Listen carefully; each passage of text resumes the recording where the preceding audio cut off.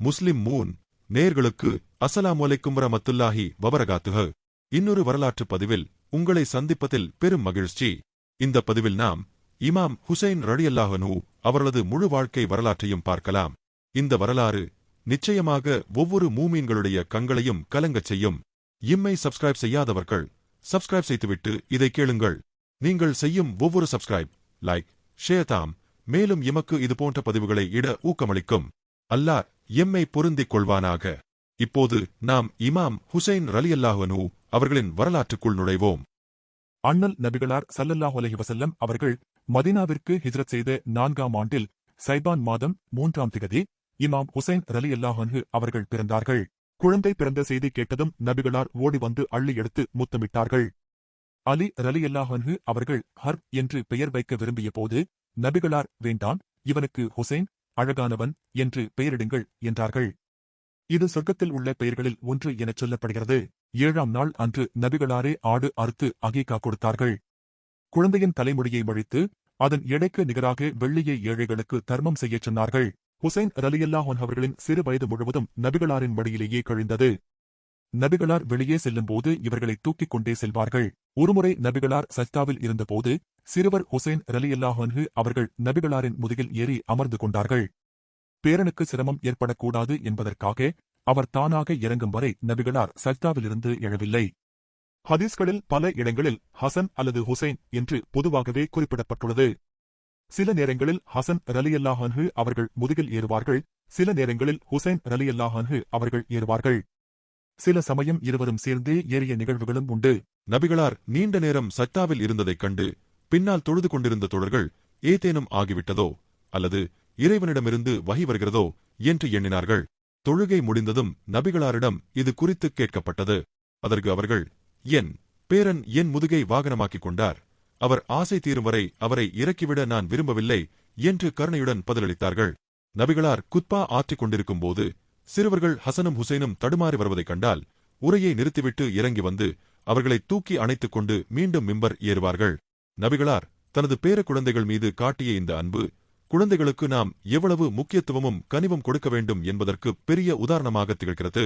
உலகின் சிறந்த பெண்களுள் ஒருவரான பாத்திமா ரலியல்லாஹு அன்ஹா அவர்களின் அரவணைப்பில் ஒழுக்கமும் பணிவும் ஹுசைன் ரலியல்லாஹு அன்ஹு அவர்களுக்கு ஊட்டி வளர்க்கப்பட்டது.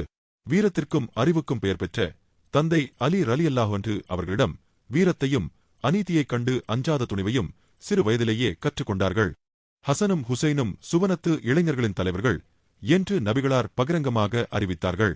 யார் இந்த இருவரையும் நேசிக்கிறாரோ அவர் என்னையே நேசிக்கிறார், யார் இவர்களை வெறுக்கிறாரோ அவர் என்னையே வெறுக்கிறார் என்று நபிகளார் கூறினார்கள். இமாம் ஹுசைன் ரலியல்லாஹு அன்ஹு அவர்களுக்கு சுமார் 6 வயதாக இருக்கும்போது அவர்களின் ஆரியர் பாட்டனார் நபிகள் நாயகம் ஸல்லல்லாஹு அலைஹி வஸல்லம் அவர்கள் மறைந்தார்கள். அடுத்த சில மாதங்களிலேயே தனது அருமை தாயார் பாத்திமா ரலியல்லாஹு அன்ஹா அவர்களையும் இழந்தார்கள். இந்த துயரங்கள் சிறு வயதிலேயே அவர்களுக்கு மன உறுதியையும் பொறுமையையும் கற்றுக் கொடுத்தன. நபி ஸல்லல்லாஹு அலைஹி வஸல்லம் மற்றும் தந்தை அலி ரலியல்லாஹு அன்ஹு ஆகியோரின் நேரடி வளர்ப்பில் வளர்ந்ததால் இமாம் ஹுசைன் ரலியல்லாஹு அன்ஹு அவர்கள் மார்க்க சட்டங்களிலும் குர்ஆன் விளக்கங்களிலும் மிகச்சிறந்த அறிஞராக திகழ்ந்தார்கள். அவர்கள் மிகுந்த அடக்கமும் இறையச்சமும் கொண்டவராக இருந்தார்கள். மக்காவிற்கு பலமுறை நடைப்பயணமாகவே ஹஜ் செய்யச் செல்லும் அளவிற்கு ஆன்மீகத்தில் திளைத்தார்கள். இமாம் ஹசன் ரலியல்லாஹு அன்ஹு மற்றும் இமாம் ஹுசைன் ரலியல்லாஹு அன்ஹு ஆகிய இருவருமே இந்த அரிய செயலை செய்தார்கள். அவர்களிடம் ஒட்டகங்களும் குதிரைகளும் இருந்தபோதிலும் இறைவனின் இல்லத்திற்குச் செல்லும் பயணத்தில் சிரமங்களை மேற்கொள்வது அதிக நன்மைகளை தரும் மற்றும் இறைவனிடம் நாம் எளியவர்களாகச் செல்ல வேண்டும் என்ற உயரிய நோக்கத்திற்காகவே அவர்கள் நடந்து சென்றனர். சுருக்கமாகச் சொன்னால், அண்ணன் ஹசன் ரலியல்லாஹு அன்ஹு எதையெல்லாம் செய்தார்களோ அதை தம்பி ஹுசைன் ரலியல்லாஹு அன்ஹு அப்படியே பின்பற்றினார்கள். அதனால்தான் இன்றும் இவ்விருவரும் சுவனத்து இளைஞர்களின் தலைவர்கள் என்று இணைத்தே அழைக்கப்படுகிறார்கள். எம்மை சப்ஸ்கிரைப் செய்து எமக்கு ஆதரவு தாருங்கள். நீங்கள் செய்யும் சப்ஸ்கிரைப், லைக் மற்றும் ஷேர் இந்த வரலாறு மற்றவர்களையும் சென்றடைய உதவும். சரி, வரலாற்றை தொடரலாம். கலீபா உதுமான் ரலியல்லாஹு அன்ஹு அவர்களின் ஆட்சிக் காலத்தின் இறுதியில் கலகக்காரர்கள் அவரது வீட்டை முற்றுகையிட்டபோது அவரை பாதுகாப்பதற்காக தந்தை அலி ரலியல்லாஹு அன்ஹு அவர்கள் தனது 2 மகன்களையும் உதுமான் ரலியல்லாஹு அன்ஹு வீட்டின் வாசலில் காவலுக்கு அனுப்பினார்கள். உயிரை பணயம் வைத்து அவர்கள் அங்கு காவல் நின்றது அவர்களின் வீரத்திற்கும் மூத்தவர்களிடம் அவர்கள் கொண்டிருந்த மரியாதைக்கும் சான்றாகும். அலி ரலியல்லாஹு அன்ஹு அவர்கள் கலீபாவாக பொறுப்பேற்ற பிறகு இமாம் ஹுசைன் ரலியல்லாஹு அன்ஹு அவர்கள் தந்தைக்கு ஒரு வலதுகரமாகச் செயல்பட்டார்கள். இஸ்லாமிய வரலாற்றில் முக்கியத்துவம் வாய்ந்த ஜமல் போர் மற்றும் சிப்பீன் போர் ஆகியவற்றில் தனது தந்தை மற்றும் அண்ணன் ஹசன் ரலியல்லாஹு அன்ஹு ஆகியோருடன் இணைந்து வீரத்துடன் போரிட்டார்கள். தந்தை எடுக்கும் முக்கியமான அரசியல் மற்றும் நிர்வாக முடிவுகளில் ஆலோசகராகவும் படைத்தளபதியாகவும் பங்காற்றினார்கள். தந்தை அலி ரலியல்லாஹு அன்ஹு அவர்கள் கூபா பள்ளிவாசலில் வைத்து தொழுகையின் போது தாக்கப்பட்ட செய்தி கேட்டு துடிதுடித்தார்கள். தந்தையின் இறுதி நாட்களில் அவருக்கு அருகிலேயே இருந்து கவனித்துக் கொண்டார்கள். தந்தையின் மறைவுக்குப் பிறகு அண்ணன் இமாம் ஹசன் ரலியல்லாஹு அன்ஹு அவர்களின் தலைமைக்கு முழுமையாக கட்டுப்பட்டு நடந்தார்கள். அண்ணன் ஹசன் ரலியல்லாஹு அன்ஹு அவர்கள் முஸ்லிம்களுக்குள் இரத்தம் சிந்துவதைத் தவிர்க்க முஆவியா ரலியல்லாஹு அன்ஹு அவர்களுடன் சமாதான ஒப்பந்தம் செய்தபோது ஒரு தம்பியாக அதற்கு முழு ஆதரவு அளித்து மதீனாவிற்கு திரும்பினார்கள். சுமார் 10 ஆண்டுகள் அண்ணனுக்கு துணையாக இருந்து மதீனாவில் மக்களுக்கு மார்க்க கல்வி போதிப்பதில் ஈடுபாட்டுடன் இருந்தார்கள். இமாம் ஹசன் ரலியல்லாஹு அன்ஹு அவர்களின் மறைவுக்குப் பிறகு இமாம் ஹுசைன் ரலியல்லாஹு அன்ஹு அவர்கள் சுமார் 10 ஆண்டுகள் முஆவியா ரலியல்லாஹு அன்ஹு அவர்களின் ஆட்சிக் காலத்தில் அமைதியாக வாழ்ந்து வந்தார்கள். அண்ணன் ஹசன் ரலியல்லாஹு அன்ஹு செய்த சமாதான ஒப்பந்தத்திற்கு மதிப்பளித்து முஆவியா ரலியல்லாஹு அன்ஹு உயிருடன் இருக்கும் வரை எந்த போராட்டத்திலும் அவர்கள் ஈடுபடவில்லை. மதீனாவில் மக்களுக்கு மார்க்க கல்வி போதிப்பதிலேயே கவனம் செலுத்தினார்கள். முஆவியா ரலியல்லாஹு அன்ஹு அவர்கள் தனது மரணத்திற்கு முன்னதாகவே தனது மகன் யசீதை அடுத்த ஆட்சியாளராக நியமிக்க திட்டமிட்டார். இதுவரை இஸ்லாமிய வரலாற்றில் கலீஃபாக்கள் தகுதியின் அடிப்படையில் தேர்ந்தெடுக்கப்பட்டு வந்த நிலையில் முதன்முதலாக ஒரு மன்னராட்சி முறை, அதாவது வாரிசு முறை புகுத்தப்பட்டது. யசீத் மது அருந்துபவனாகவும் இஸ்லாமிய நெறிகளை பகிரங்கமாக மீறுபவனாகவும் இருந்தான் என்று வரலாற்று ஆசிரியர்கள் குறிப்பிடுகின்றனர். இமாம் ஹுசைன் ரலியல்லாஹு அன்ஹு போன்ற மார்க்கப்பற்றுள்ள தலைவர்கள் யசீதின் தலைமைக்கு கட்டுப்படுவதை ஒரு பெரும் அநீதியாக கருதினார்கள். முஆவியா ரலியல்லாஹு அன்ஹு காலமானதும் யசீத் சிரியாவின், அதாவது ஷாம் மன்னராக பொறுப்பேற்றான். யசீத் ஆட்சிக்கு வந்தவுடன் செய்த முதல் காரியம் மதீனாவின் ஆளுநருக்கு ஒரு கடிதம் எழுதியதுதான். அதில் ஹுசைன் பின் அலி, அப்துல்லா பின் ஜுபைர் மற்றும் அப்துல்லா பின் உமர் ஆகியோரிடம் என்னை பற்றிய அங்கீகாரத்தை, அதாவது பையத் பெறுங்கள். அவர்கள் மறுத்தால் அவர்களின் தலைகளை துண்டித்து என்னிடம் அனுப்புங்கள் என்று ஆணையிட்டான். மதீனா ஆளுநர் ஹுசைன் ரலியல்லாஹு அன்ஹு அவர்களை அழைத்து யசீதிற்கு அடிபணியச் சொன்னார். அதற்கு ஹுசைன் ரலியல்லாஹு அன்ஹு அவர்கள், நாங்கள் நுபுவத்தின் குடும்பத்தினர். என்னை போன்ற ஒருவர் யசீத் போன்ற ஒருவனுக்கு ஒருபோதும் அடிபணிய முடியாது என்று மிகத் தெளிவாகவும் உறுதியாகவும் கூறிவிட்டார்கள். யசீதின் படைகளால் ஆபத்து இருப்பதை உணர்ந்த ஹுசைன் ரலியல்லாஹு அன்ஹு அவர்கள் புனிதமான மதீனா நகரில் இரத்தம் சிந்தப்படுவதை விரும்பவில்லை. எனவே ஹிஜ்ரி 60ஆம் ஆண்டு ரஜப் மாதம் 28ஆம் திகதி தனது குடும்பத்தினருடன் மதீனாவை விட்டு வெளியேறி மக்காவிற்குச் சென்றார்கள். இந்த நிகழ்வுதான் கர்பலா போருக்கான முதல் புள்ளியாக அமைந்தது. எம்மை சப்ஸ்கிரைப் செய்து எமக்கு ஆதரவு தாருங்கள்.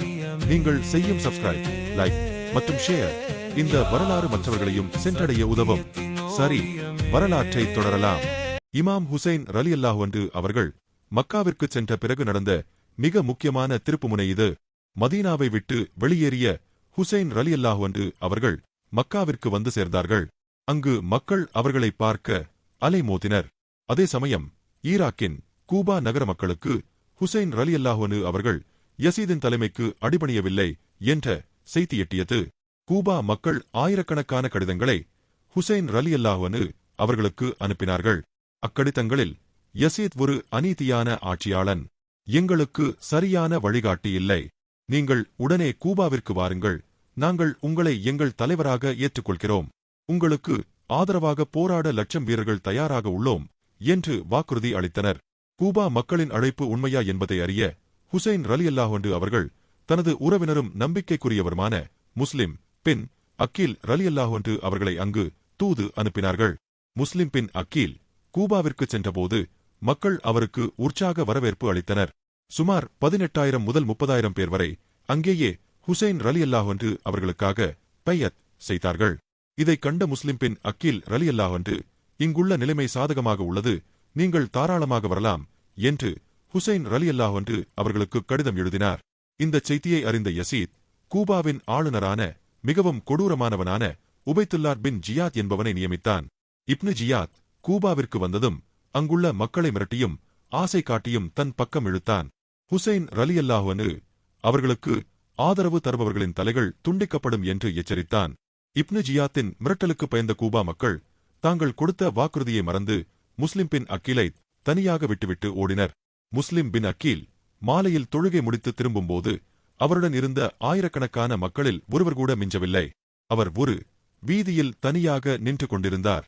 தனியாக அகப்பட்ட முஸ்லிம் பின் அகீல் ரலியல்லாஹு அன்ஹு வீரமாக போரிட்டு பிடிபட்டார். அவர் கொல்லப்படுவதற்கு முன் ஹுசைன் ரலியல்லாஹு அன்ஹு அவர்களுக்கு கூபா மக்கள் துரோகம் செய்துவிட்டனர், நீங்கள் வராதீர்கள் என்று செய்தி அனுப்ப முயன்றார். ஆனால் அது பலனளிக்கவில்லை. இறுதியில் அவர் கூபாவின் கோபுர உச்சியிலிருந்து தள்ளப்பட்டு கொடூரமான முறையில் கொல்லப்பட்டு ஷஹீத் ஆனார். அவரது இரு சிறு குழந்தைகளும் அதே காலகட்டத்தில் அங்கு கொல்லப்பட்டனர்.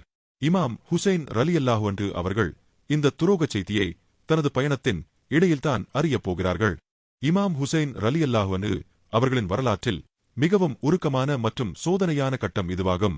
முஸ்லிம் பின் அக்கீல் ரலியல்லாஹு அன்ஹு கொல்லப்பட்ட செய்தி ஹுசைன் ரலியல்லாஹு அன்ஹு அவர்களுக்கு கிடைத்தபோது அவர்கள் பாதி வழியை கடந்திருந்தார்கள்.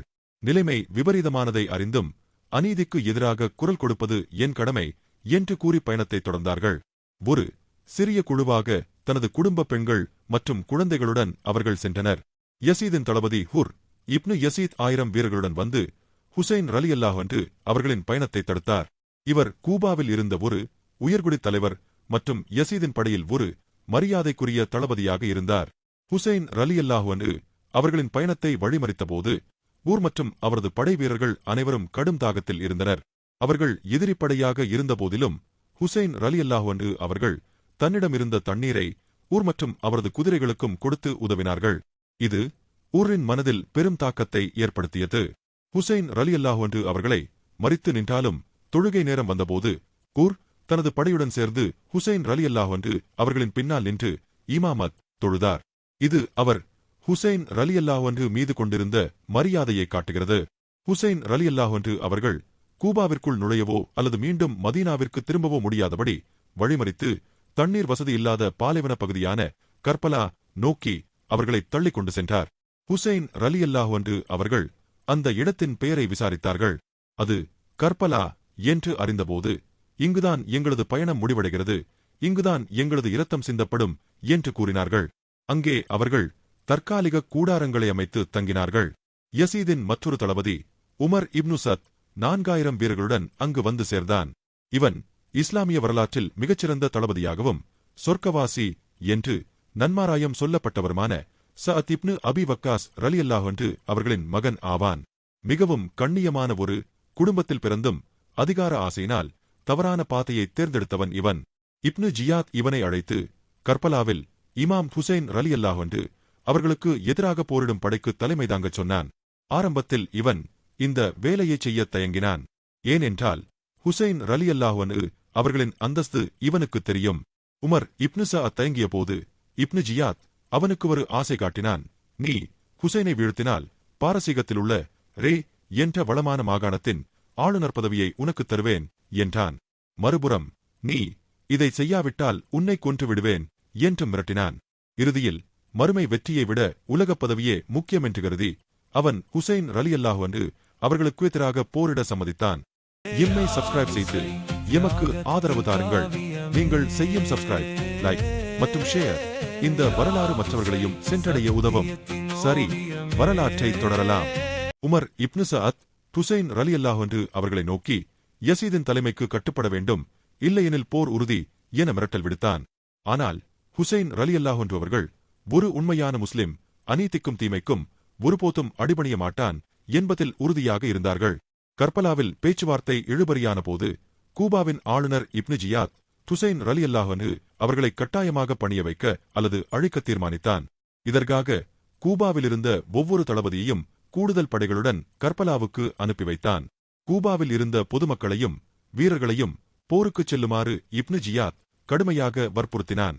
போருக்குச் செல்லாதவர்களுக்கு கடும் தண்டனை என அறிவிக்கப்பட்டதால் பல சிறிய படைப்பிரிவுகள் கர்பலாவிற்கு அனுப்பப்பட்டன.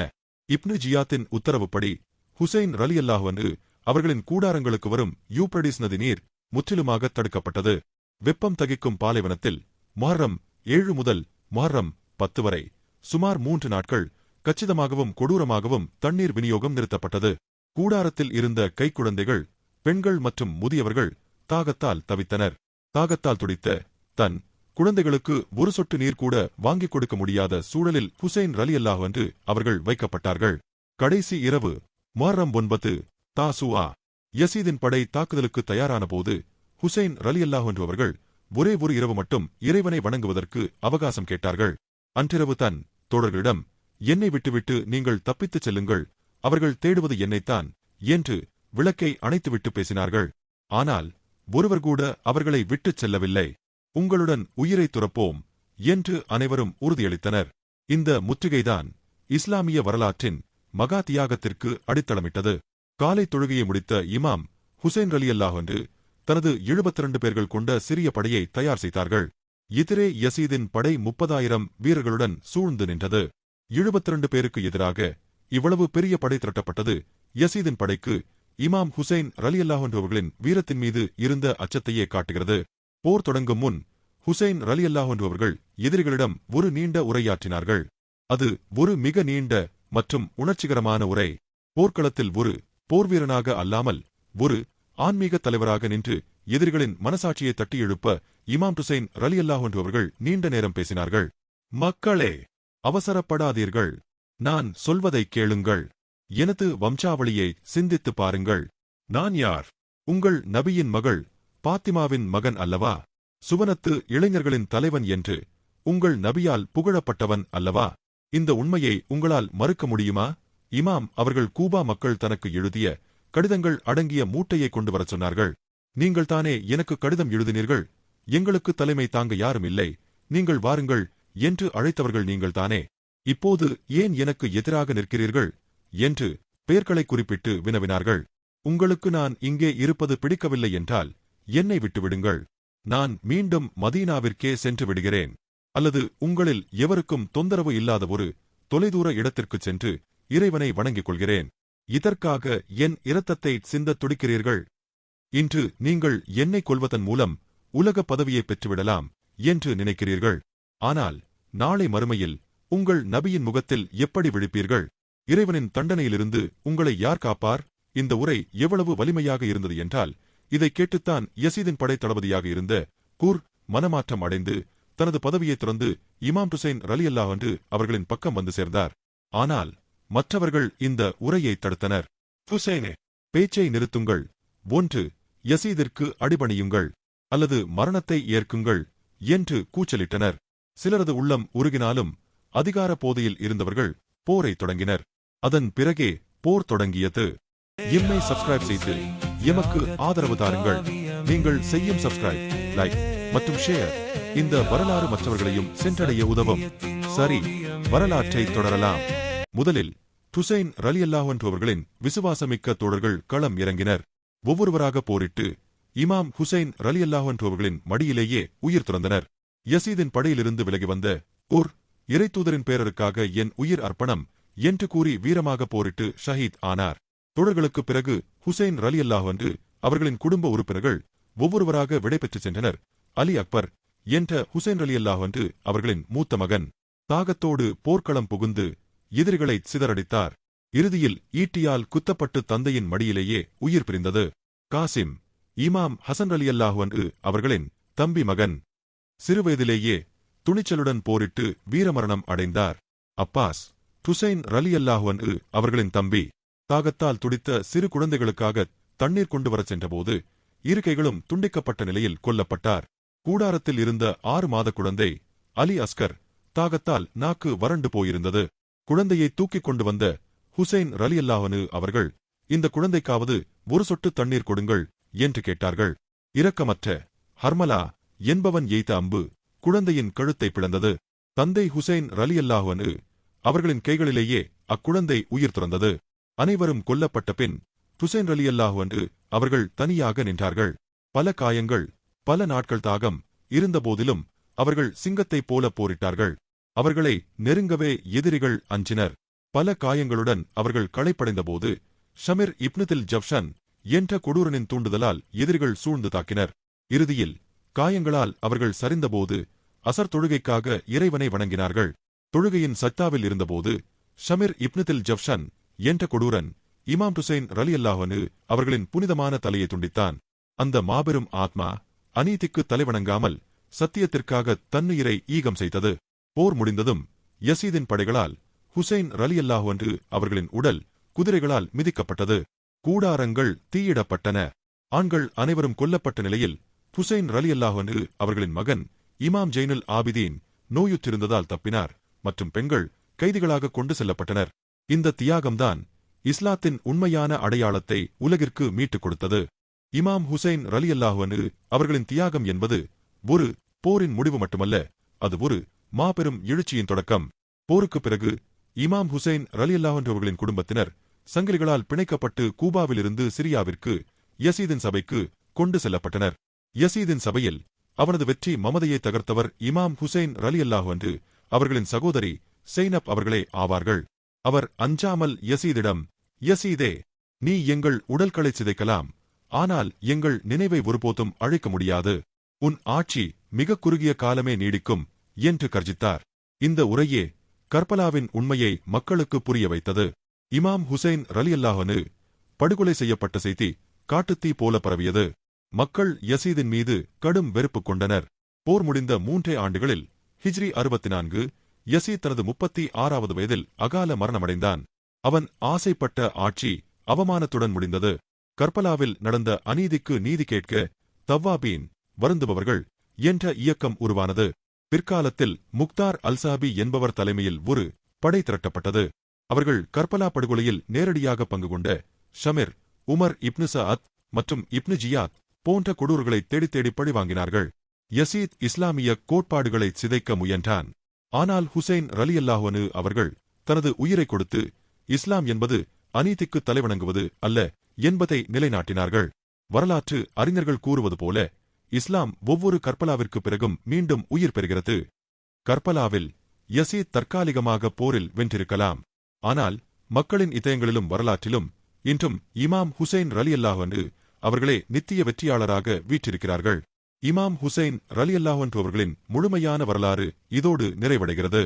யா அல்லாஹ், நாளை மறுமையில் அன்னாரை சந்திக்கும் சுவன வாலிபர்களாக எம்மையும் ஆக்குவாயாக. ஆமீன் ஆமீன் யா ரப்பல் ஆலமீன். எம்மை சப்ஸ்கிரைப் செய்து எமக்கு ஆதரவு தாருங்கள். நீங்கள் செய்யும் சப்ஸ்கிரைப், லைக் மற்றும் ஷேர் இந்த வரலாறு மற்றவர்களையும் சென்றடைய உதவும். இன்ஷா அல்லாஹ் அடுத்த வரலாற்று பதிவில் இன்னொரு வரலாற்று நாயகனை பற்றி பார்க்கலாம்.